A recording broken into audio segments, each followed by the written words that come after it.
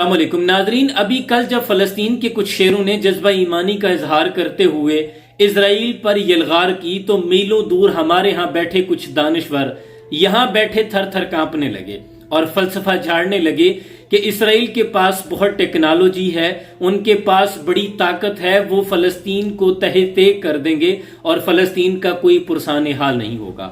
تو انہیں کہنا تھا کہ خدا کے لیے اتنی دور بیٹھے تھر تھر کانپنے کی ضرورت نہیں ہے۔ اگر آپ فلسطین کے مظلوموں کے ساتھ فکری، ایمانی اور نظریاتی طور پر ان کی سپورٹ نہیں کر سکتے، ان کے حق میں آواز بلند نہیں کر سکتے، تو تھر تھر کانپنے کی بھی ضرورت نہیں ہے اور ایسی سٹیٹمنٹ دینے سے بھی گریز کریں جن سے حوصلے پست ہو جاتے ہیں۔ کل کی بات ہے کہ آپ کے پڑوس پر جب یہ الغار ہوئی تھی اور وقت کی سپر پاور خود کو سمجھنے والوں نے اپنی ٹیکنالوجی کا طاقت کے نشے میں آ کر ایک پاور شو آرگنائز کیا تھا، تو ہمارے ہاں بیٹھے ہی خود کو دانشور سمجھنے والے، جن کو علم ہنر پر بڑی دسترس ہے، وہ فلسفہ جھاڑنے لگے تھے، تجزیے اور تبصرے کرنے لگے تھے۔ دیکھیں جی، مفاہمت اور مصلحت یہ کہتی ہے، سامنے بڑی ٹیکنالوجی ہے، بڑی طاقت ہے، اعداد و شمار کا چرچا کرنے لگے تھے، لیکن پھر اہل ایمان نے وہاں بتا دیا کہ اگر ہو ابراہیم کا ایمان پیدا تو آگ کر سکتی ہے انداز گلستان پیدا، فضائے بدر پیدا کر فرشتے تیری نصرت کو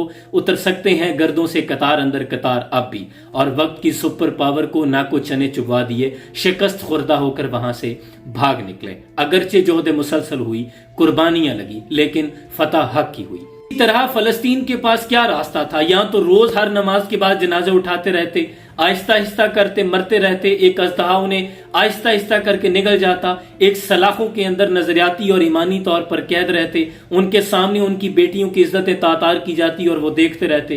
مسلسل تو قربانیاں دیتے آ رہے ہیں، لیکن اب انہوں نے اگر جذبہ ایمانی کا اظہار کرتے ہوئے اپنے حق میں علم اٹھا لیا ہے تو اس کا رد عمل تو ہوگا، قربانیاں لگیں گی، نقصان بھی ہوگا، لیکن اب ظاہری طور پر فتح ہو یا شکست ہو، ایمانی طور پر ہم نے شکست خوردہ نہیں ہونا۔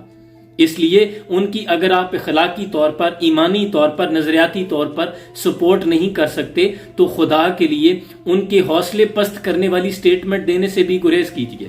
دنیا پہلے ہی ٹیکنالوجیز، طاقت، fact and figures, ground realities اور اس طرح کی مشینری اور جن کے پاس طاقت ہے، اعداد و شمار ہیں، ان کی غلام ان کے سامنے سارے خم تسلیم نظر آتے ہیں۔ ایسے میں فلسطین نے اگر جذبہ ایمانی دکھایا ہے تو ہم پہ کیا لازم ہے؟ کیا ہم بھی ٹیکنالوجیز اور ان کی طاقت کے ترانے گانے لگیں؟ کیا ہم بھی رحمان کا لشکر چھوڑ کر شیطان کے کیمپ میں جا گھسے؟ نہیں، ہم نے ان کی ایمانی، جذباتی اور فکری، نظریاتی طور پر ان کی سپورٹ کرنی ہے، کیونکہ ایمان والوں کے لیے حکم ہے کہ اگر تم ظلم کو ہاتھ سے نہیں روک سکتے تو زبان سے روکو، زبان سے نہیں روک سکتے تو دل میں برا سمجھو، گو کہ یہ ایمان کا آخری درجہ ہے۔